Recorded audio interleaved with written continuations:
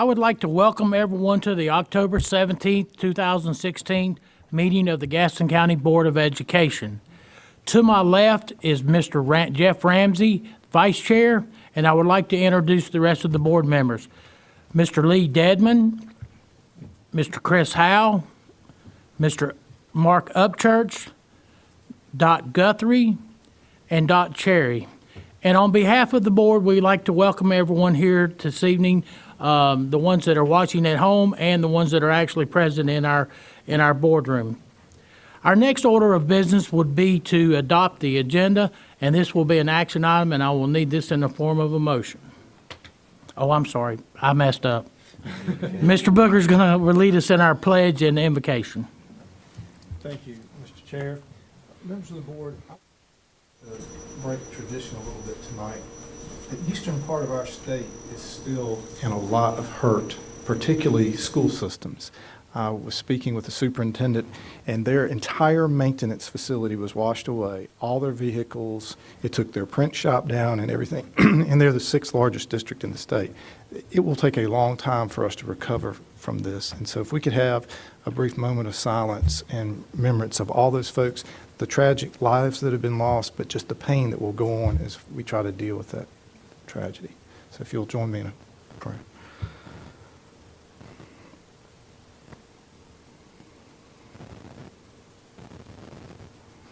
Thank you. And for our prayer tonight, please join me. Father God, we just thank you that you are bigger than all that we have. We thank you for food in a world where many are in hunger, for faith in a world where many walk in fear, for friends in a world where many walk alone. We give you thanks, O Lord. We give you thanks. Amen. Amen. If you'll join me in standing and pledge allegiance. I pledge allegiance to the flag of the United States of America and to the republic for which it stands, one nation, under God, indivisible, with liberty and justice for all.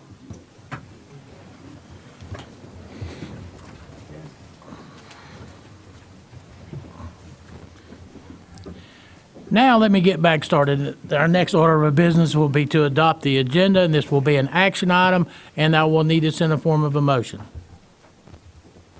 Yes, Ms. Cherry. Mr. Chair, I make a motion that we adopt the agenda as written. Thank you, Ms. Cherry. Ms. Guthrie has seconded. Any discussion? All in favor? And it is unanimous. Thank you very much. Mr.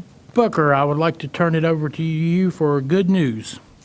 We have some great news tonight. We have a number of partners with us tonight, members of the board, and we want to recognize all the folks that take part in our School Tools campaign that goes on each August.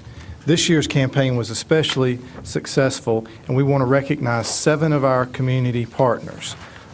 So as I call your name, if you could come forward, please, and join us up front. First, from WSOC-TV, Kevin Campbell. This is the 20th year that Channel 9 has sponsored the Regional School Tools Collection Drive. They provide advertising, promotional materials, and just really generate the interest around the program. And they're reporting that there was over an 85% increase in the contributions in Gaston County. The United States Postal Service is a big helper, and we have with us tonight representing those organizations, the Postmaster Marvin Randolph, and then from the Letter Carriers Association, Don Bickford. If they could join us, please. Our local post office held a day on Saturday, August 20th, where over 4,500 items were placed in mailboxes across the county for pickup. Many thanks to those carriers for doing that extra work on those days. And through all of this, it would be impossible without our great community and making the actual contributions. Tonight we also have Bobby King, the manager with Office Depot. They partnered and sponsored Stuff the Bus collection on Friday, August 12th. We took our vintage orange #1 out there, and in a 4-hour period, over 2,500 items were contributed. A sponsor that has really stepped up for the 3rd year is Nissan of Gastonia. Kim Vanderberg is here tonight. They had a Fill the Frontier campaign by collecting supplies in a Nissan Frontier truck. You may have seen it featured on campaign commercials with Jeff Viner, the manager, and also the guy, Ms. Yatko, our community relations, working with that. So 7 of our schools benefited directly from that campaign. The Duke Energy Lark Maintenance Center in Mount Holly. Brett Clemmer, I believe, is with us tonight. Employees at that center sponsored a hot dog lunch and raised money that purchased more than 3,000 items, including earbud, mini headphones, tissues, hand sanitizer, and wet wipes that allow our teachers to have those supplies in their classrooms. And finally, the Gazette helped out by just being a School Tools partner for many years, and they provided advertising in that. So thanks to all this teamwork, and again, thanks to our community for participating and donating so much, over 16,000 items were contributed for our schools this year. 16,000 items.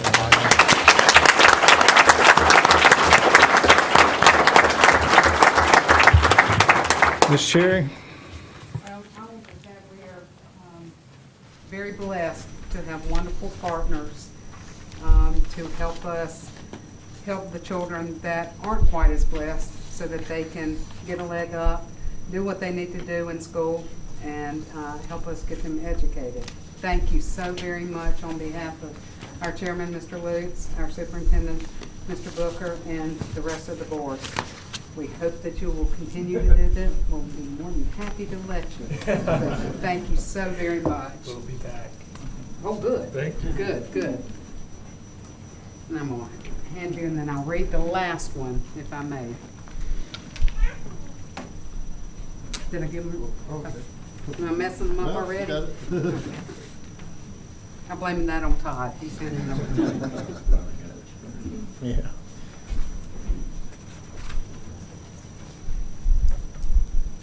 And it says, certificate of recognition for your outstanding contribution to the 2016 School Tools Campaign from the Gaston County School Board and the school system. Again, thank you so very much. We couldn't do it without you.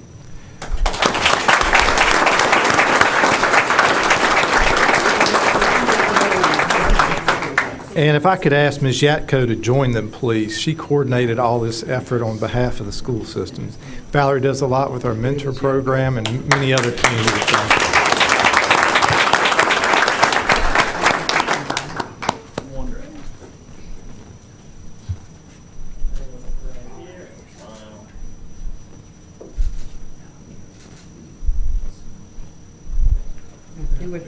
I know that they would love to shake your hand. I guess I would. Thank you. Thank you.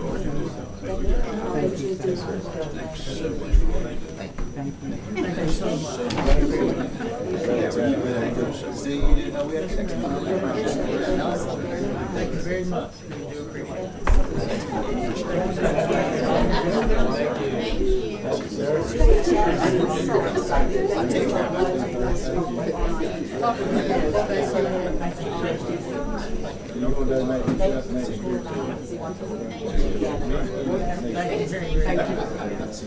Thank you.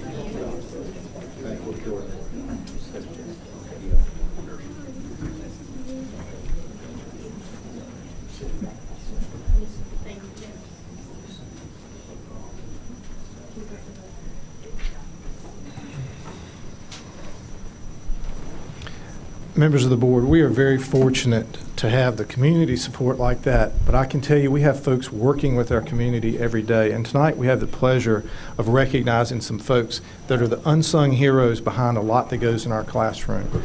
You all may have seen the article in the Gazette this past week about Operation Roll Call and highlighting what we do to try and help children get to school and work on truancy. That's just one of many things that go on, and our school counselors are really critical to all of that. So tonight we have with us Dr.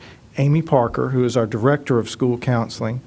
We also have Tim Harden, who's a school counselor at Sadler Elementary and the 2016 School Counselor of the Year for Gaston County.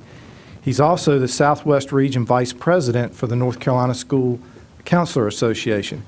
And then we've got a bunch of great folks out there tonight, and our counselors, and I'd like to ask them all to come join these two up front, please. It would take hours for me to go through and talk about all that these folks do and the responsibilities have, but I can tell you, we wouldn't have an 88% graduation rate without what these folks do every day. Our counselors give advice about classes, what it takes to go to college, but they start all the way back in elementary school, building confidence in our kids and working with them and encouraging them to be a part of it. From character education and mentoring, it just goes on and on. So I'm going to embarrass them, and if you all will bear with me, there's a little liturgy that was written about, as a school counselor, what they will do. It says, I will listen with my whole being. I will communicate to every student I meet that each is special and precious in my eyes.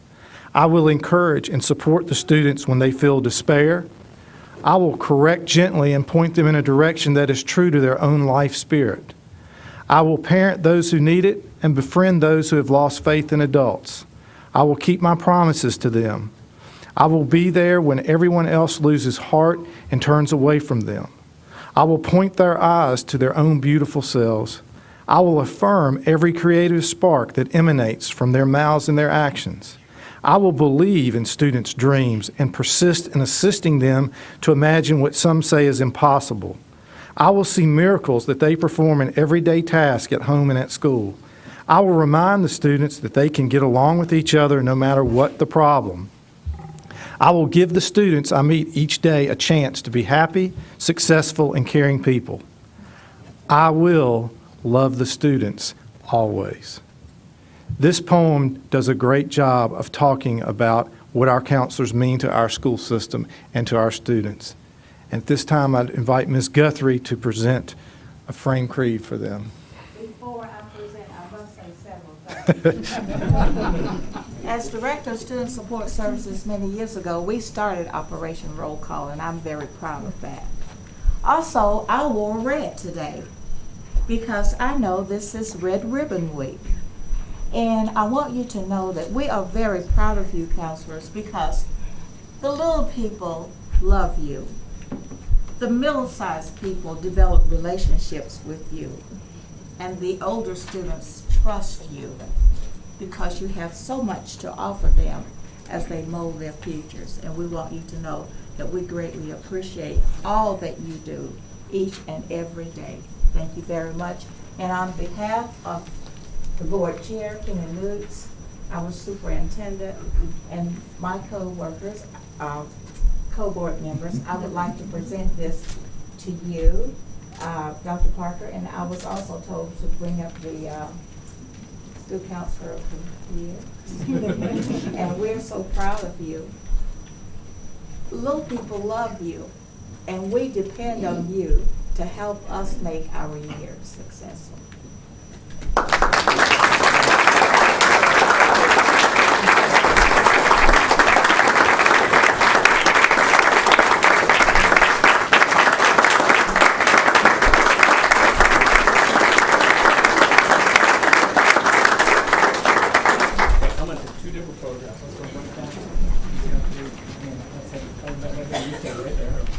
One shot here, and then we get the whole group in the shot, okay?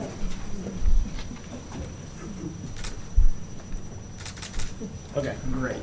Let's have the center of the photograph. You're going to be my center. Sorry. And then if everyone will form a couple rows right here, if you're tall, real tall like me. Come on up this way. Come on up this way. Come on up, right up behind you. That's not there you go. That's not Wonderful. Wonderful. You'll scoot out here. Hey. You'll come to the end, and you're right there. Okay. I can see everybody. Great. Wonderful. I need to be taller. Good. Let's try this for a second.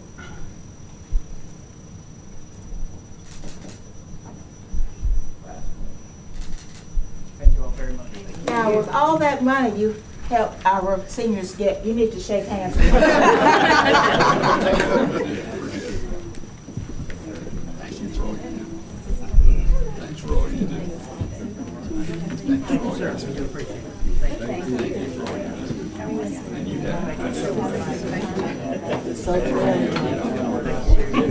Ever, I love it.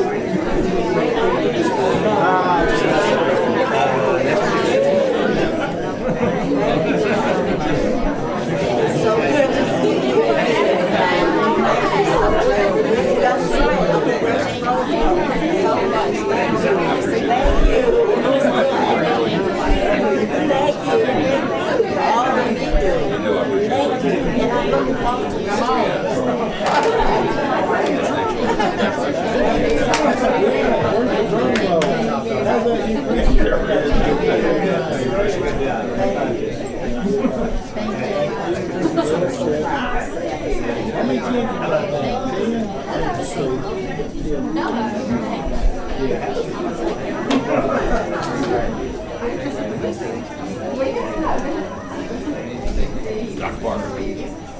Dr. Parker.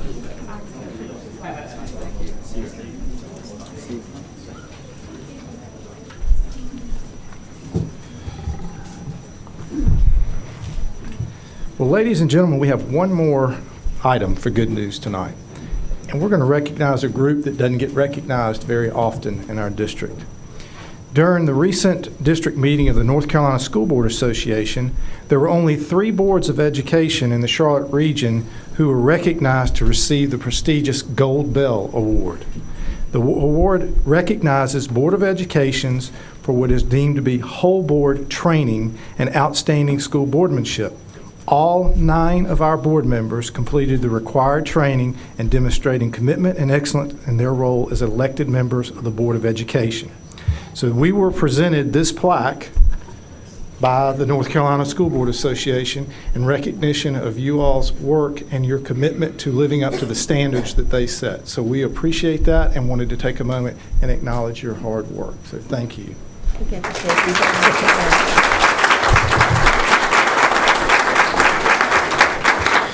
going to shake hands. Y'all need to go around and file. So, Mr. Chairman, that concludes the good news for tonight. Thank you very much, Mr. Booker. I would like to make one comment that it's great that we have a board that is so willing to keep up with the current events and the current news about board policies and board procedures. I also would like to thank our interim clerk to the board and our clerk to the board. So we have 2 of them. So we have a real hard time getting it out of trouble, but they do keep us out of trouble. We would like to thank Ms. Stevens and Dana also.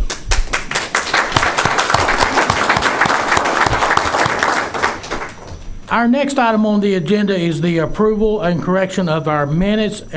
We've got 5 sets of minutes. Oh, excuse me, public expression. I didn't have anyone signed up earlier, and I'm sorry I skipped over that, but I'll check with Ms. McGraw. Or on. We don't have anyone. Okay. I didn't think we had anyone signed up. I apologize. But our minutes that we have up for approval tonight, the corrections and approval, the June 6, 2016, June 20th, 2016, August the 8th, 2016, August 22nd, 2016, and September the 19th. And all of these have been sent to our board members, and hopefully everyone's had time to review them, and this will be an action item, and I will need a motion for this. Do them all together or separately? We can do them all together, I think. Can we? Yes, sir. Okay. Mr. Chair, I'd like make a motion that we approve correction of all set of 5 meetings. Thank you, Ms. Ramsey had made the motion. I have a second from Ms. Cherry. Is there any discussion? Seeing no discussion, all in favor? And it is unanimous. Thank you very much. I would like to turn it back over to Mr. Booker for our classroom moment. And while Dr. Balknight makes her way to the podium, I'll probably steal some of her thunder. We're fortunate tonight to have with us representatives of Hawks Nest STEAM Magnet Academy and we are excited to have them with us. I got to see them in here earlier practicing, and it is a real treat. So, Dr. Balknight? I've been told they need to set up, so if you'll give us just a moment.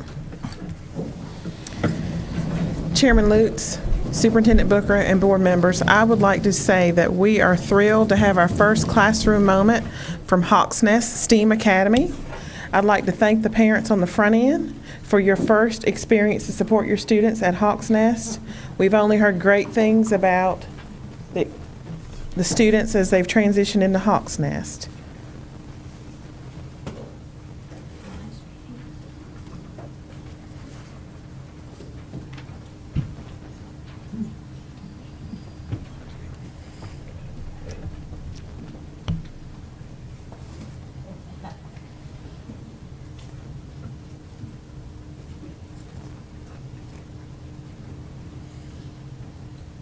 At this time, I will invite our principal from Hawks Nest STEAM Academy, Jill Payne, to come up and share information. Good evening, Chairman Lutz, Vice Chairman Ramsey, members of the board, and Superintendent Booker. I would like to thank you for giving us the opportunity to be here tonight to share with you about Hawks Nest STEAM Academy. I get so excited to share the great things that are going on and how, as our Gaston County School STEAM magnet, we have the opportunity to approach learning in a different way which makes us unique. We work to integrate science, technology, engineering, arts, and the maths to provide a collaborative learning environment that is focused on hands-on learning, technology-rich classrooms, collaborative working groups, our inquiry-based learning, and lots of creation, which are all centered on the engineering design model. We use problem-based learning, which is 3 phases, which is the activity phase, where students are presented and they get to explore their curriculum, and then we move into the project phase, which is a lot of our time in instruction, and that's where students explore and they get to gain understanding or make meaning of their learning through labs, through research projects, hands-on exploration and creation, design. And then they move to the coolest part, which is the problem-based phase, and that's where students are given a challenge, a real-world challenge or a real-life challenge, where they have to take all of that information they have learned and they have to apply it to solve a problem. And so tonight, some of the things that we're super excited to share with you are our students who are going to be showing you one of their demonstrations. But first, I want to show you a few pictures of things going on in our building. This is part of the activity phase where students have been given different types of knowledge in science and math, and they use the whiteboard so that all of our students are engaged in the learning process each and every day. Another picture is where we're doing some in the project phase where students are working in math and ELA in collaborative groups and small groups. Then we have some of our second graders who are involved in the STEAM part where they're working on a hands-on project in science. This is one of my favorite pictures because of our technology integration. You can see the one picture with the excitement of kindergartners and then the engagement that occurs in all of our classes throughout the day. This is a photo of our 5th grade students who are involved in a science lab in their classroom. And then this last picture was one of our very first problem solver challenges where we presented students with the opportunity to look at our traffic pattern and how can we improve it. And some of the things that they came up with we have put into place, and we are very thankful to say that we have made a lot of improvement in that area, and so we're feeling very good about that. We are super excited that some of our students are going to have the opportunity to meet in the next month with members of the City of Gastonia Traffic Board to talk about their ideas on how they can even improve things outside of Hawks Nest control. And then you will see the technology on the left side of your screen, and that's one of the things that I witnessed in a 1st grade classroom that I was super impressed by. Students were taking their iPads, they'd created math activity, they took their iPads, they screenshot it, took a picture, explained their thinking, went back with a rubric and checked and did a self-assessment on, and then they uploaded it to their Google Classroom to share with their teacher. So they were able to reflect on their learning as well as share it with their teacher. But most importantly tonight, I want to share with you our students. We have 2 moments we want to share. One is a classroom moment, and one is a school-wide moment that we have been involved in. So the first one, I would like to introduce to you some of our future innovators, our 5th grade students, JC Williams, Luke Kelly, Emma Thweet, and Caitlin Anthony. Good evening. In class, we've been studying natural disasters, weather, structure, and function. We've been challenged to make a house out of toothpicks and marshmallows, and we had to see if it could stand up during an earthquake. The house has to be at least 2 toothpicks high. The house also has to have 1 square and 1 triangle. In the plan and create phase of our project, we first for the plan part, we had to draw pictures of our design, and our group had to come to an agreement on what we were going to build, and then we had to make a material list of what we were going to use. But our constraints were we had to use some marshmallows, 30 toothpicks, it had to have at least one square in it, one triangle in it, and it had to be 2 stories and able to withstand our Jello earthquake. So when we built our house, we made some cross bracing, which would give it extra stability. And these toothpicks would represent the steel or wood beams in an actual house or building. And this little support thing right here, if it starts to tip one way in the Jello, this will just stop it. And if it tips the other way, it acts as a counterweight. And these function of the marshmallows is to hold the toothpicks together like a welded joint. And on the bottom, they could actually be shock absorbers, like in a earthquake-resistant building. Now we are going to test our marshmallows. Now it is time to test our design. We are using gel because it wiggles just like the earth moves and shakes when there's an earthquake.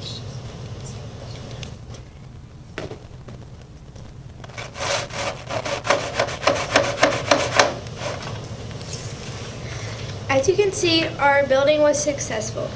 Our teacher would give us farther constraints such as making additional structures taller or wider.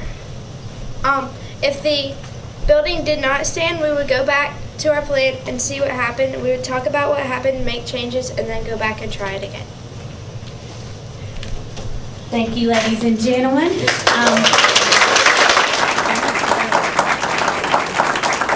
As you can see, that's why I'm so excited. The level of learning and thinking that is going on in our classrooms is phenomenal.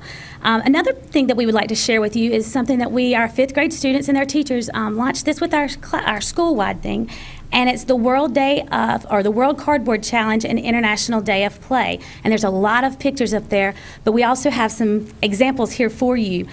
There was a young boy that went to his dad's garage every summer and stayed in there. And he was in the garage and started building things out of cardboard, arcade games, because he was fascinated with arcades. His name was Kane, and he built them for members of his community but didn't have much of an audience. One day he was discovered by a local film artist who created a short video called Kane's Arcade, which is the launch pad for the World Cardboard Challenge. This year there were over 500,000 students from around the world, including students from Hawks Nest, who participated in the World Cardboard Challenge. Our students used cardboard and recyclable materials to create arcade games. They had to use the engineering design model, and then the next week we had their parents come in and we had our International Day of Play. And the top picture in the corner, you can see our gym was full of parents all day long, and it was just amazing the level of creativity and thought and engineering process that took place with that. So at this time I'm going to introduce some of our students to you, and they're going to bring up and show you their games, and then we will have them displayed in our media center if you would like to come and further explore them at another time.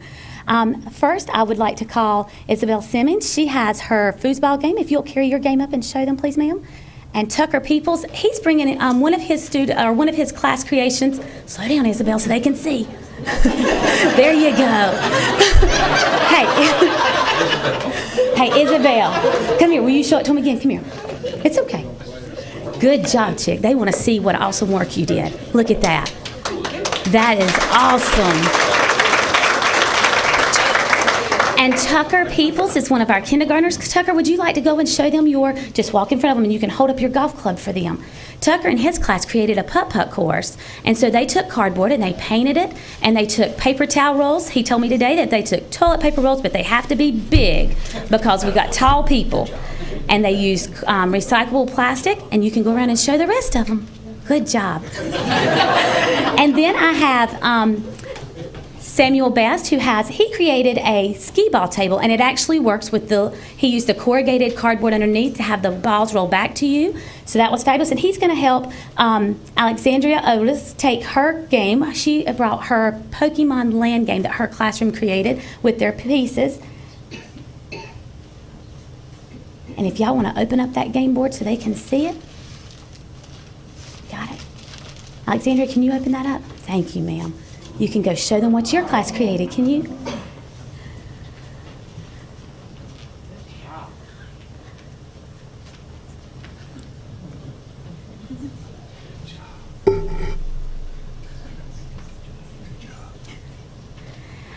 Another thing they had to do is they had to write directions because they had to be games that you could play without anybody standing with them. And our last one is Sam Stewart, who's one of our first graders, and he has a Jumanji game that he created. So he's going to bring that up and show you guys.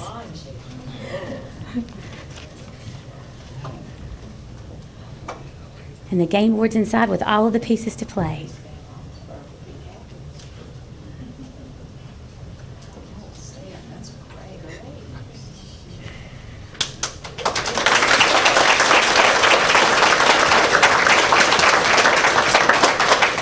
So like I said, these games will be on display. We invite you to come to Hawks Nest anytime to see our STEAM learning environment. We're so excited about what's going on. We want to thank you for giving us the opportunity to provide choice to our families. And I would like to take a minute and tell our families and our students and my staff, thank you for being here tonight to support us. Any questions or comments for Ms. Payne for her students? Mr. Howe? Ms. Payne, Yes, sir. great presentation. I just want to say this, because I don't know, I get to interact with Ms. Payne a little more probably than some of y'all do, just from Sundays and Wednesdays, if you can figure that part out. But I watched her over the summer spend hours upon hours upon hours at Hawks Nest. I know Mr. Booker tried to run her out of there a couple of times, getting ready to invest in these students and her teachers and her staff.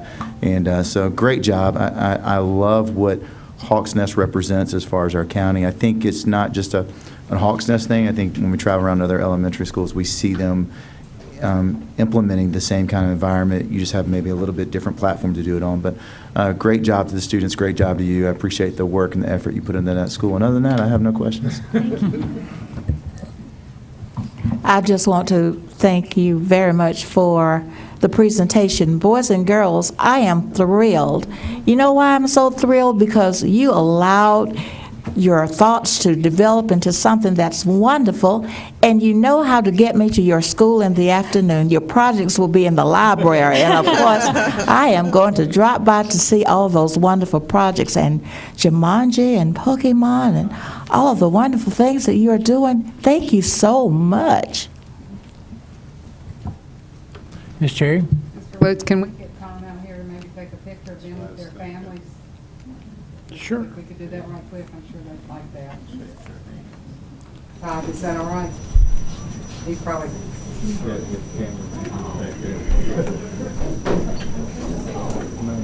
And fifth graders, I've got to ask, did y'all come up with that idea yourself? Did y'all do your plan phase and all that stuff by yourself? I'm very impressed. We tried to do that, and I couldn't get mine to work. If you did yours, thank you so much.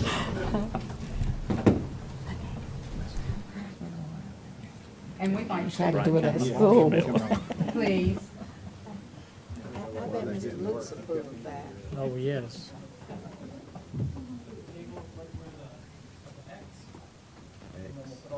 While they are waiting, would the parents just stand so we can see who you are, and thank you for your support?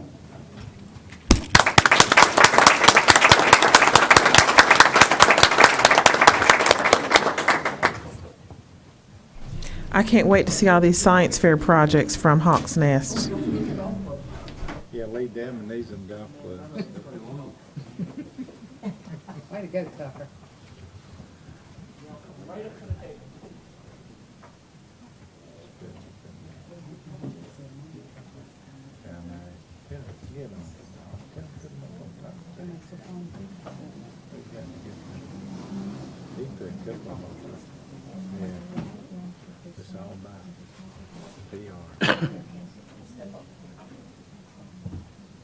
Let them sit on the table, Tom. Okay, y'all smile. After this, we'll get them stuff.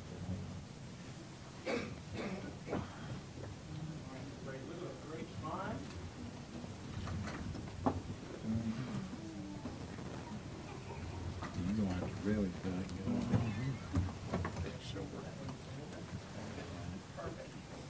Good. All right, everyone look right here and smile.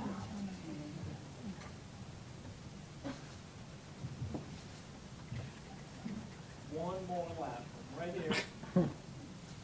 Great job.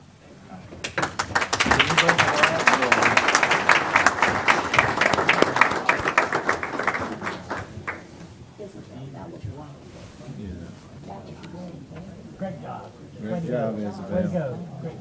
Great job. You must be playing soccer. Great job, man.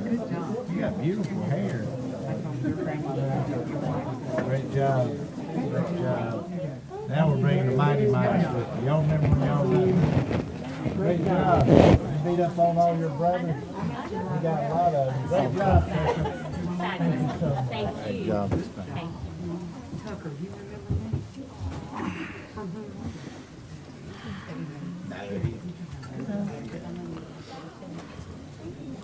You giving out candy, trick or treat? That's what you're doing.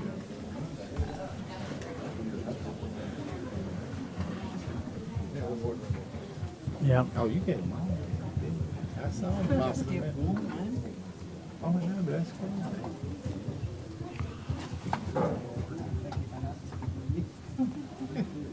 Thank you, Mr. Westbrook. Mm-hmm. Keep working. Operation. Yes. Our next item on the agenda is our committee meeting reports, and I would like to start off with Operations Committee report, and I would like to recognize Mr. Dedman. Thank you, Mr. Chairman. The Operation Committee met on Monday, October the 10th at 4:30 in the Central Office Boardroom. Our committee members are Mr. Upchurch, Mr. Collier, Mr. Howe, and myself. The following staff members were present: Dr. Morgan Holscher, Gary Hoskins, Danny Garrett, and Sarah Way. Our agenda: Marcus Moore from LS3P, the architectural firm, presented the samples of interior colors and finishes for the new middle school. There's a lot that goes into the color of middle schools. We spent an enormous amount of time looking at those colors. We also offered, and hopefully to have some of the Stanley people to have an opportunity to present their input for the colors of their school, Ms. Hostetler especially. Also, the committee, we received construction updates on the new elementary and the new middle school. The new elementary is well underway with almost all of the segment retaining walls being completed as well. The elevator pits have been poured and the progress is evident on site. The new middle school has made a lot of progress. Almost all the storm drains have been placed and the power lines have been removed. Footers and slabs are beginning to show. If you've been by Pleasant Ridge, it really is, you need to ride by and look at it. It is quite amazing to watch it come out of the ground. The commissioning agents were being interviewed, and we will choose beginning the commissions to work at both sites. Once we identify the most qualified firm, the negotiation will begin. Our next meeting will be on November the 14th here in the boardroom. And that's all I have, Mr. Chairman. Thank you, Mr. Dedman. Anyone have any questions for Mr. Dedman? All right, I'll move to the next committee report, will be the Instruction Committee report, and I would like to... Ms. Cherry? I would like to recognize Ms. Cherry. Okay, the Curriculum Committee met on October the 10th as well in the boardroom. Those present were Chairman Dot Guthrie, Dot Cherry, myself, Jeff Ramsey, Catherine Roberts, Dr. Melissa Balknight, Lolita Williams. Others present were James Montgomery, Jody Edwards, Lee Smith, Carrie Minnick, Adrian Mingo, and Brett Buchanan. We met at 6 o'clock. Topics that we discussed were teacher induction programs, and that was given by Dr. Adrian Mingo.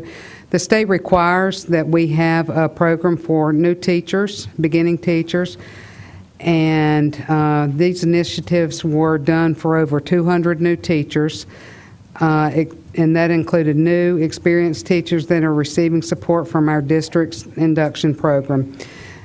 Ms. Roberts proposed that the idea of a survey for teachers to provide feedback for what works, what helps, and what's not so helpful within our website for these programs so that we can stay on top of these programs.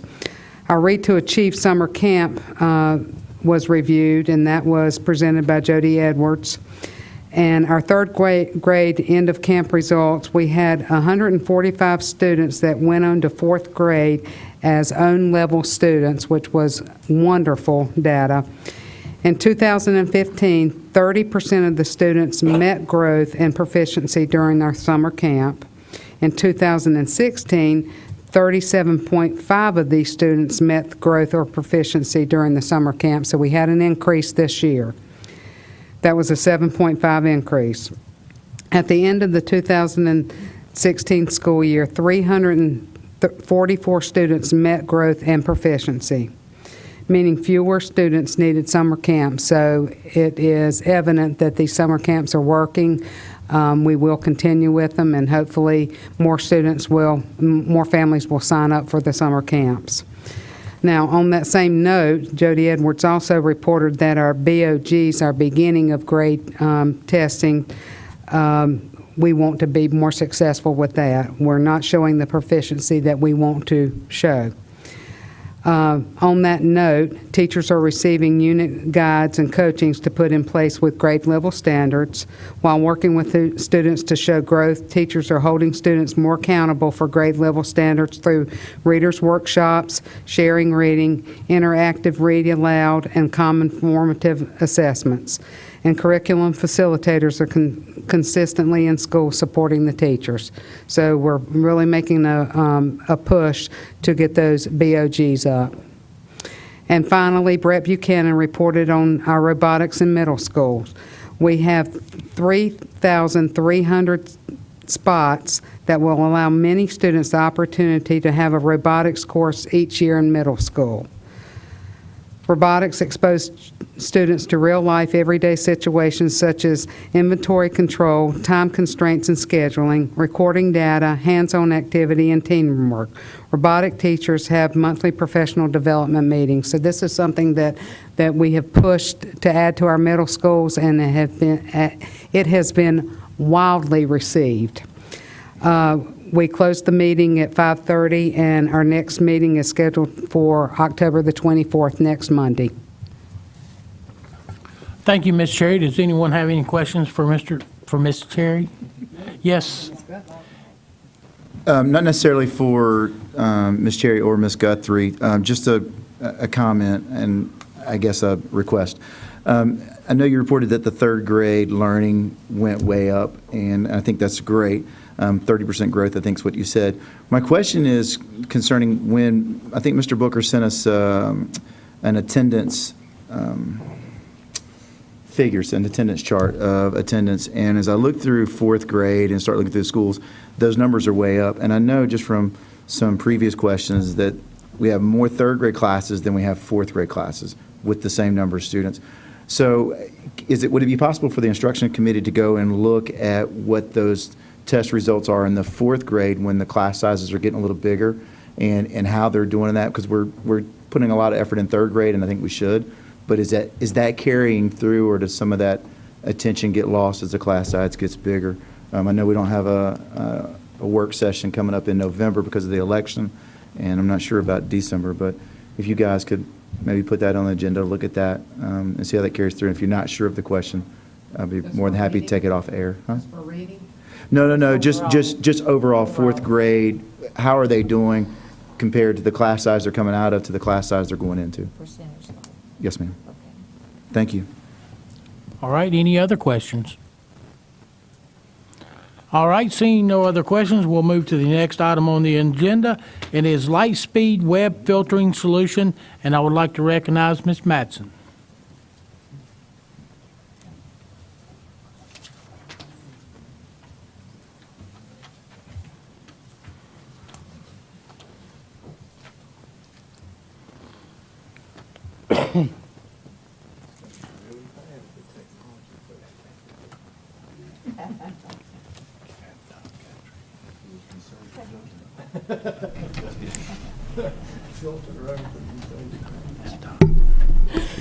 Good evening, Chairman Lutz, Vice Chairman Ramsey, Board of Education members, and Superintendent Booker.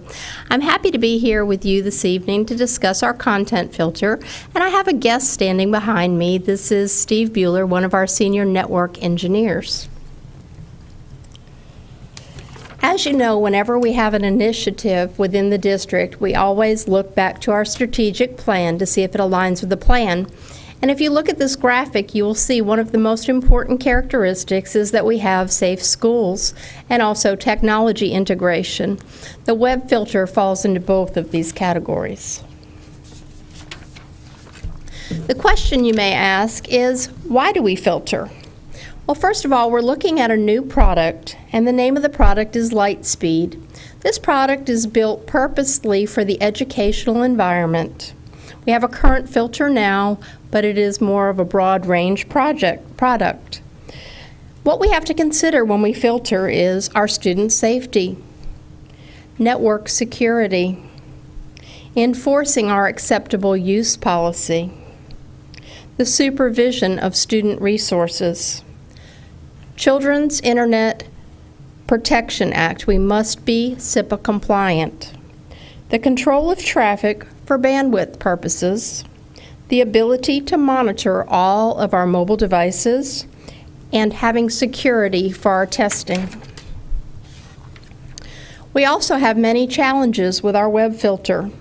It's important that we balance security and safety with learning and education. We have to meet the needs of our staff and our students. We have to provide safe access to dynamic content, and we have to have available collaboration tools. It's important that we enforce policies despite sophisticated new proxy technology.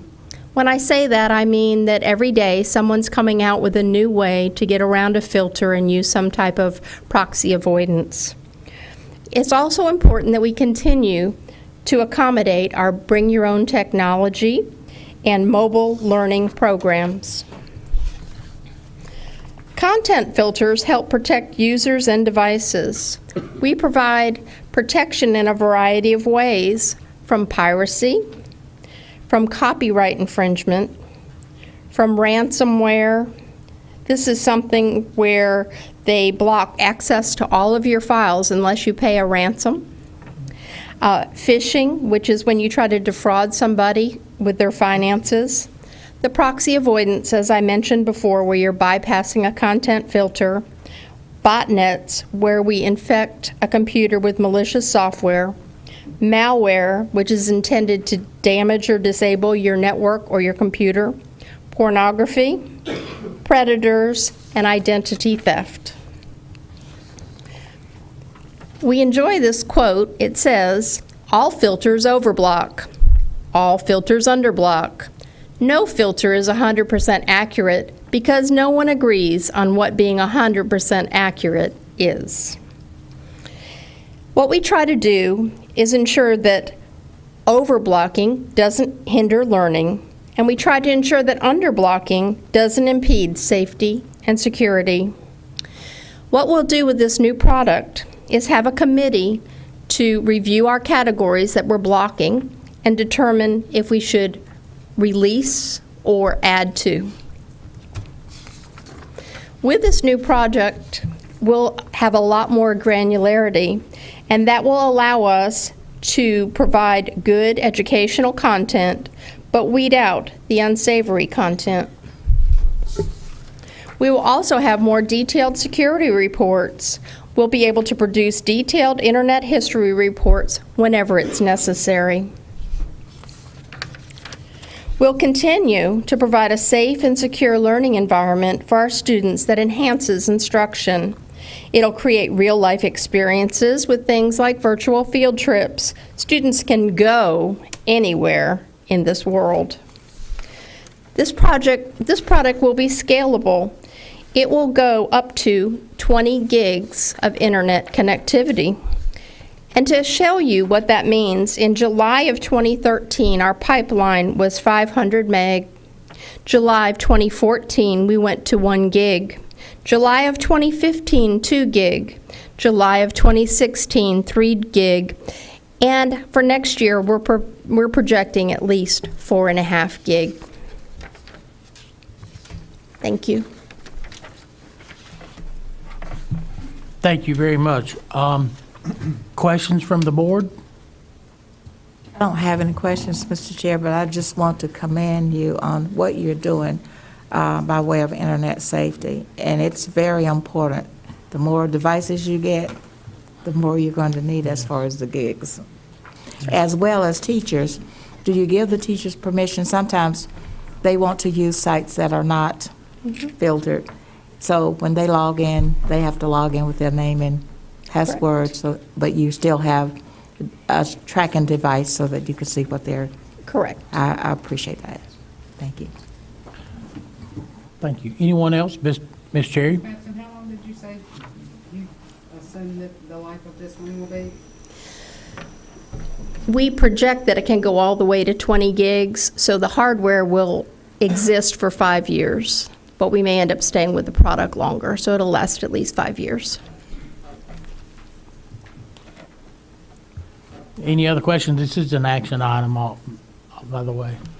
I'll need this in the form of a motion to approve it. Yes, Ms. Cherry? Mr. Chair, I make a motion that we give her the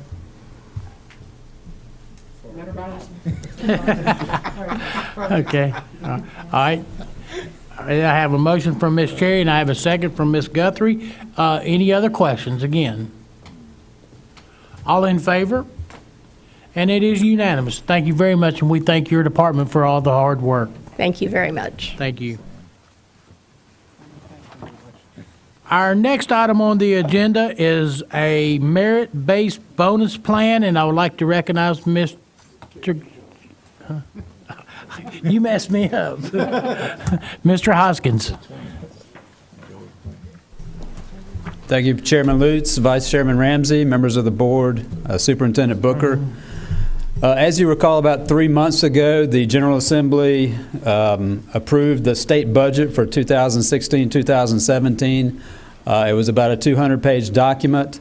There was one section in that budget, less than a page, that actually applies to multiple state agencies, and it is for merit-based bonuses.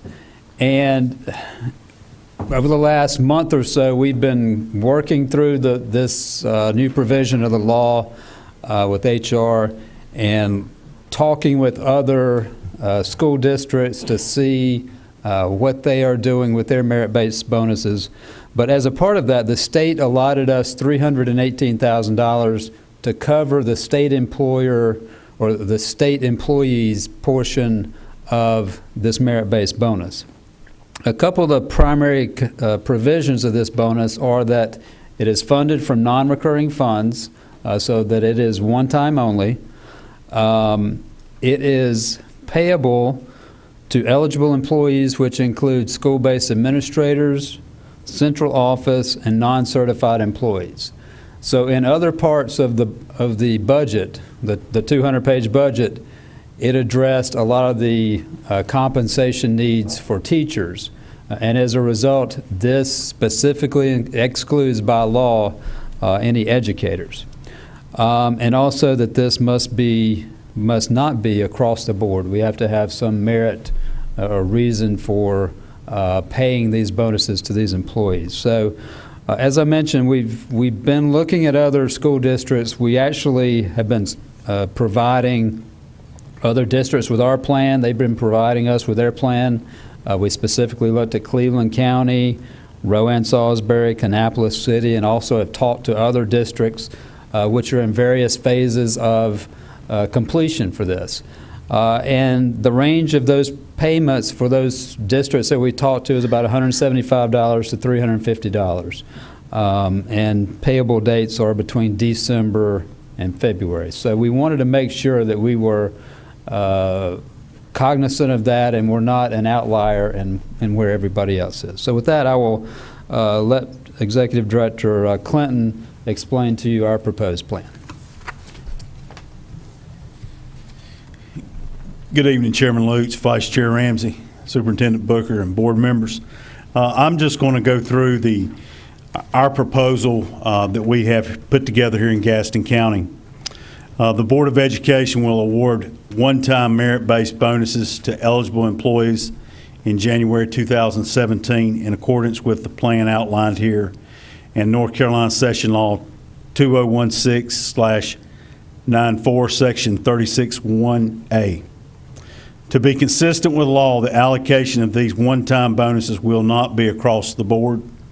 The amount of the bonuses awarded will not be added to the employee's ongoing base salary, nor will it be considered compensation for retirement purposes.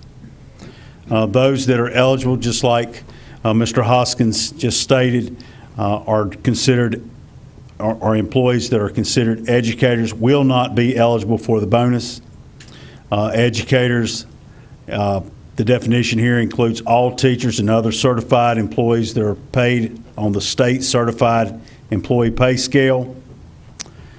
And the bonus will be available to permanent school-based administrators, central office personnel, non-certified personnel in qualified positions that meet all the following requirements. And we have a list of 5 different requirements here. Employees must be employed by Gaston County Schools from the date December 31, 2015 through November 30th, 2016. This is the eligibility period in which the qualified positions must be employed. Employees also may not have received an evaluation rating of less than meets expectation during this eligibility period. Thirdly, employees may not have received any written disciplinary action during this time period. Fourth, employees must work at least 20 hours per week during the regular work schedule, and an employee working at least this but less than 100% will receive a prorated bonus based on their regular work schedule.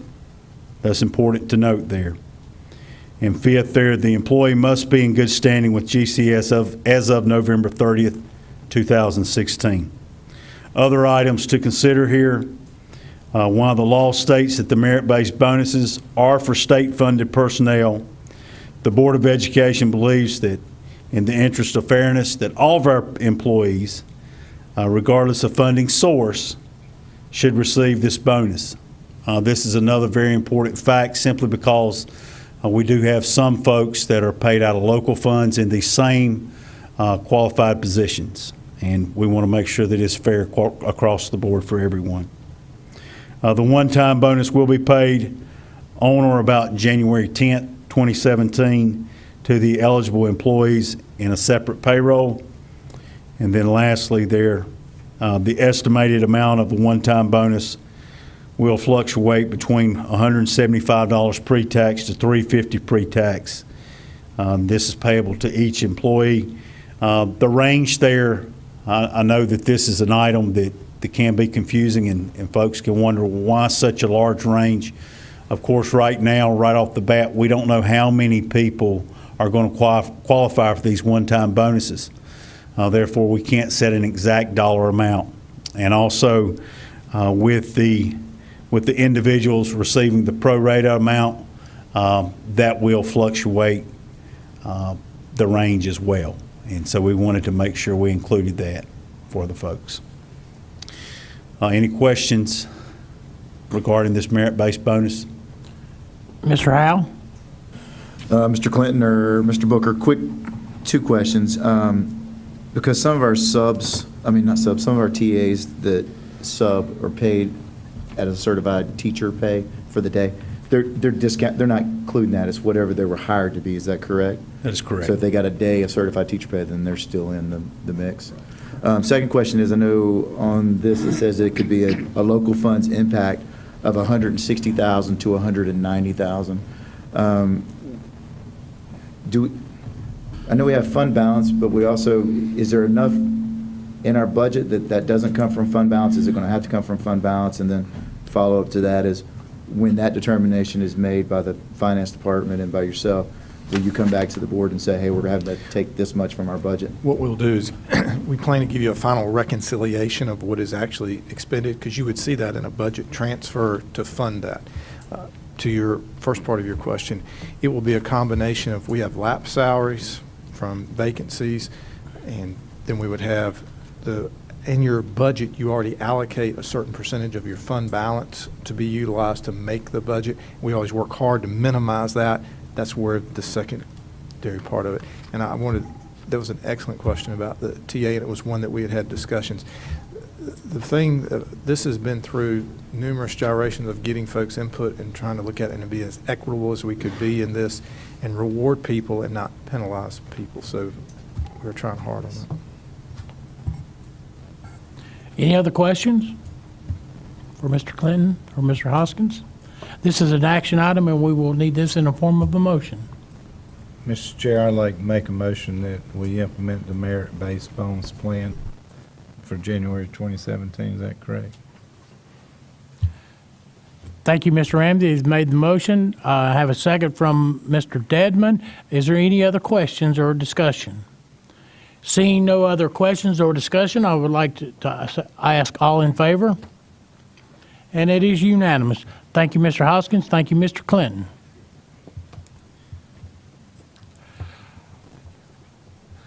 Our next item on the agenda is student records, and I would like to recognize Dr. Boltnight.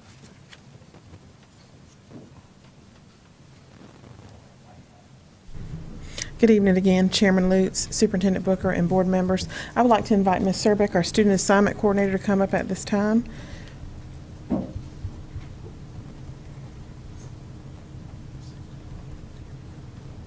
Several years ago, as we were combining areas, we put student records with student assignment, and that has gone quite well. This board approved and allowed us to image records numerous years ago.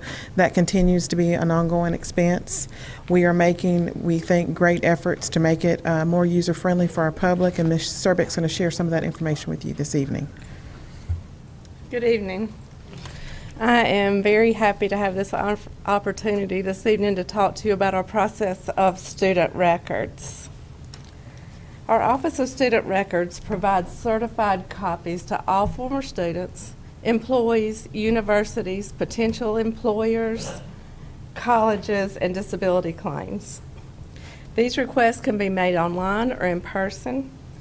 There's an average about 45 minutes of manpower needed for each request from the start to the finish. Our staff completes this request within 3 to 5 days, and we do this for a fee of $6 for this service. Approximately 30% of our requests are done in person. In the day of electronics, this makes our online service very beneficial to those that are in need of documents but either do not live in our county or just enjoy the convenience. We're so excited to have a new upgrade that we have offered by providing e-transcripts. This enables us to respond immediately to all requests that are submitted to colleges and universities. This upgrade is FERPA compliant and meets the American Association of Collegiate Registrars and Admission Officer standards. It also works in conjunction with the College Foundation of North Carolina. That is a statewide initiative that assists students with education planning, career planning, applying, and paying for their college. This upgrade comes at no fee for this service. This is an example of what the e-transcript looks like. They are secured and certified in a PFD form, as you can see on the bottom right, with our Gaston County Schools electronic stamp. So what are the benefits of this upgrade? The process is faster, it's more reliable to our customer, there's no more losing transcripts in our postal system, and at the same time we're saving manpower hours and money on paper and postage. So you might ask what other districts are currently charging for student records. As you can see, we are at the bottom of the scale, charging $6 per record. Some of our surrounding counties, such as Johnston County Schools, are charging $15 a record, and Union County $13, and so on, as you can see. Our recommendation this evening would be that we increase our fee from $6 a record to $10 a record. This keeps us at a rate that remains lower than most other school systems around, but still enables us to further streamline the process for the consumer while providing a safe place for storage of all student records. While it is a requirement to have these records imaged, it's not funded. Because of this, the increase would allow us not only to continue to better service our customer, but will also offset the cost of imaging and storage. We are currently in need of the past 3 years of student records to become imaged. This proposal could help us begin that process. Any questions? Thank you. Mr. Howell? Not necessarily a question. I hate the fact that Gaston County is on the bottom when it comes to teacher supplements, when it comes to some of the funding that we get. I love the fact when Gaston County is on the bottom when it comes to a cost to our consumer. I know just dealing with students that a lot of students who request multiple records are requesting them because they're applying for multiple scholarships because they don't have multiple dollars to fund their education. If there's a way for us to keep funding or keep doing this and only charging $6 a student or $6 a record, I would love to see us do that. To go $4 and put us $1 above Charlotte Meck doesn't matter to me. That we're on the bottom in this is really, I think it's good for us. I just know there's a lot of parents out there that need the records, and they need them because they're trying to get money for school. And so the last thing they have to do is to spend an extra $10 per record of trying to obtain that for a scholarship or whatever the case might be. So I don't know that I'm necessarily for raising the fees. Matter of fact, I'm not for raising the fees. I think if we can keep it at 6 and we still be functional, even if we have to pull it from somewhere else, kind of like we're having to do with the bonus pay, the merit bonus pay, I would love to see us just hang on as long as we can for the benefit of the student and the family. Mr. Devon? We're not charging current students. That's are we? correct. I would say we only people we're charging, Mr. Howe, are people that are out of school that are applying for a job somewhere. We're not charging students this fee. Yep. And I think it's an appropriate fee that we do, but as long as we're not charging our students, I'm all for the fee. You're correct, Mr. Devon. So let me follow up to that then. How many people do we have outside of current seniors, juniors, current Gaston County School students? How many do we have on a weekly or monthly basis that are coming and going, I need multiple copies of my transcripts, blah, blah, blah, for anything maybe other than, I could see a freshman coming in and saying, the college is killing me, I need scholarships, I gotta complete my education, because one of the things we're committed to is helping the student achieve beyond Gaston County schools. So how many are requesting that are not current students in a university, community college, or Gaston County schools? In 2015, we provided about 4,200 requests for students for records that were not current students or graduating students. The other thing, if I may add to that, Mr. Howell, is the reason the request for the increase in records is that we have 3 years of student records that have not been imaged. And so we are actually putting a burden on our children that are just graduating because we don't have those records readily accessible and digital like we do students from 4 or 5 years ago. So we're trying to continue to have a sinking fund, for lack of a better term, to support those students as they graduate from high school to get their records imaged immediately so they have access as they move away to college, or they want those records sent because sometimes they'll come in and they need it there in 2 days.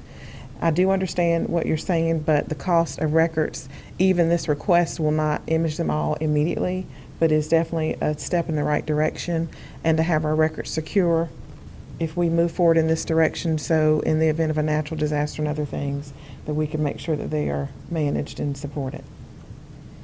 So what does the $4 an hour go to? $4 per record increase, what does it go to? All of the funds collected for student records go to imaging the records of our graduates. So in other words, for the last 3 years, I've had a budget request in at our budget proposal time, and of course, because we are funded the way we are, that budget request has not been approved. It's quite significant. So this is a way for us to manage imaging our records within the district, within the resources that we bring into the department. Ms. Guthrie? Mr. Chair, I want to say that I know how important it is for Gaston County Schools to have the new software in order to image those records and to have the security and software. For many years, I worked in the department and was over student records, and we constantly had folk coming in requesting that data, the transcripts. So what we're trying to do now by way of e-transcripts and the imaging that's required, the security and the software, we must make sure that our software and the security is up to standards. So I can see investing the $4 extra in order to do this, in order to be proficient as a county. Okay. Any other questions? This is an action item also on our agenda. Mr. Upchurch. I make the motion that we increase the fee to $10 and whatever they have to do with the transcripts. Okay, thank you, Mr. Upchurch. Do I have a second? I second. Ms. Guthrie has second. Again, I will open it back up for any further discussion or questions. Yes, Mr. I Dedman? want to make it perfectly clear that our students aren't charged. This is for non-students. Okay, I want Yes. everybody to know that. That's Yes. And I would be with Mr. Howe if our students were being charged, but it's not our students now. Yes. Okay. Any other questions or discussion?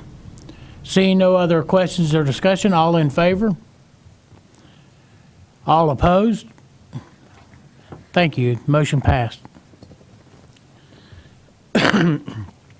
Our next item on the agenda would be our consent agenda, and I think everyone's had time to take a look at that.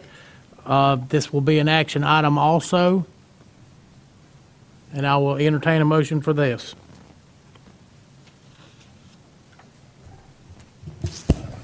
Yes, Mr. Upchurch. I'll make the motion. Thank you, Mr. Upchurch. I have a motion for the consent agenda. I have a second from Ms. Cherry. Any discussion or questions? Yes, Mr. Howe. I just want to say, because I said something about it at the last meeting, that I took the time, thanks to Ms. Mattson, to go look at the school improvement plans, and I was very impressed with what I read. So good job to our administrators, schools, and their leadership within this office. So those look really good. I appreciate it. Thank you.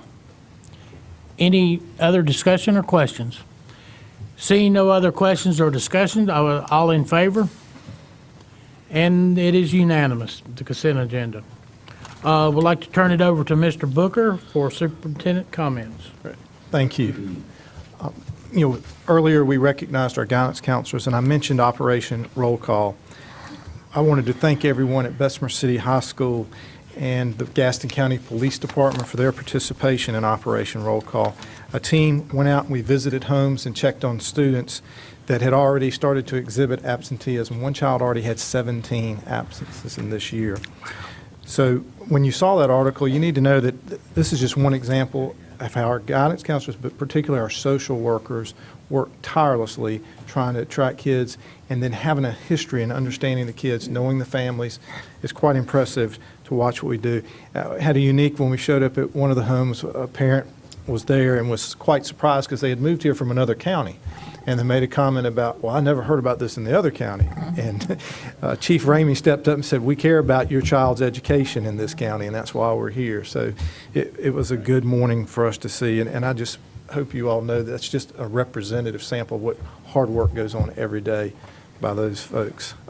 Today in this boardroom, I was fortunate to get to meet with 14 teacher cadets from Hunter Huss High School and listen to their questions, and what they were looking at is they were considering what it would mean to go to college and become a teacher. And it was great to see our folks and what they value and what they're learning by being a teacher cadet. And we have that program in a number of our high schools.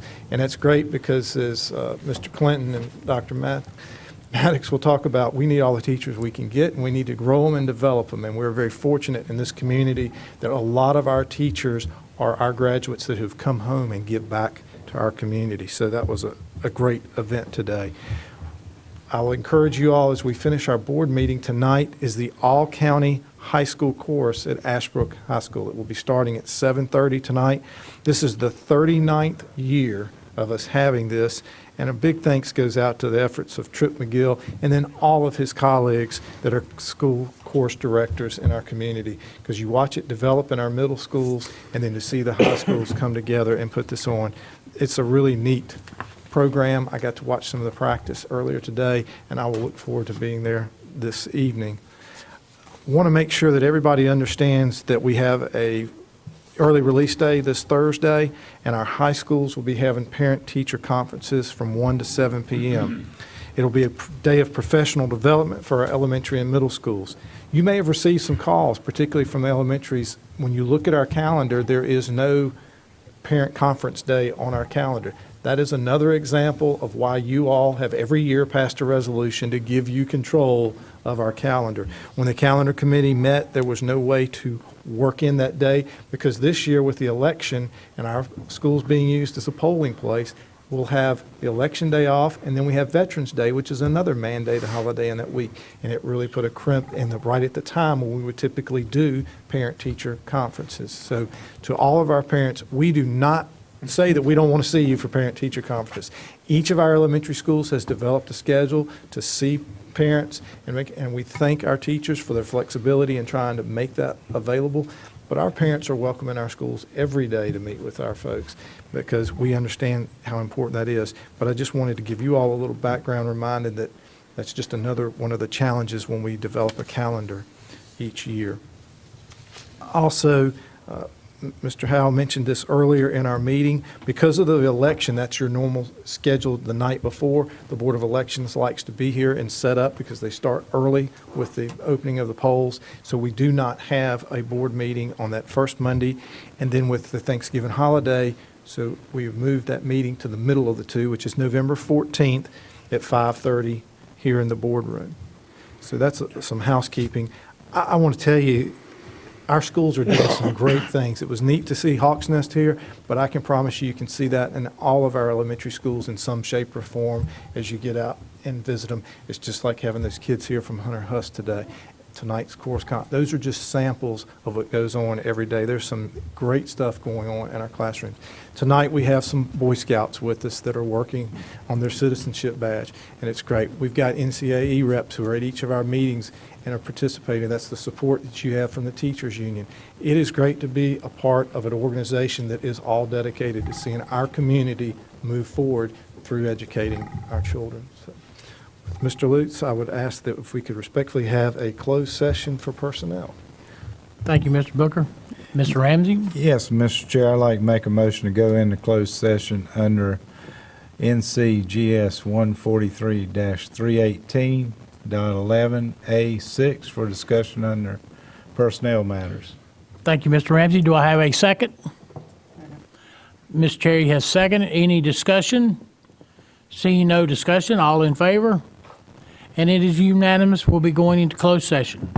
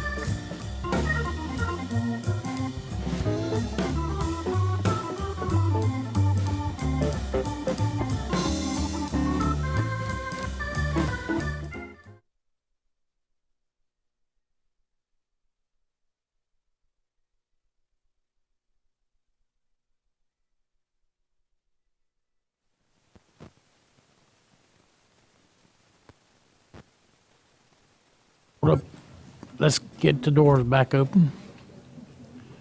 All right. Thank you, Todd. We are now back in open session. Mr. Ramsey, Mr. Chair, I'd like to make a motion that we adjourn. I have a motion for adjournment. Do I have a second, Mr. Dedman? Any discussion? All in favor? All opposed? Okay. Okay, we're adjourned. Thank you. It was unanimous.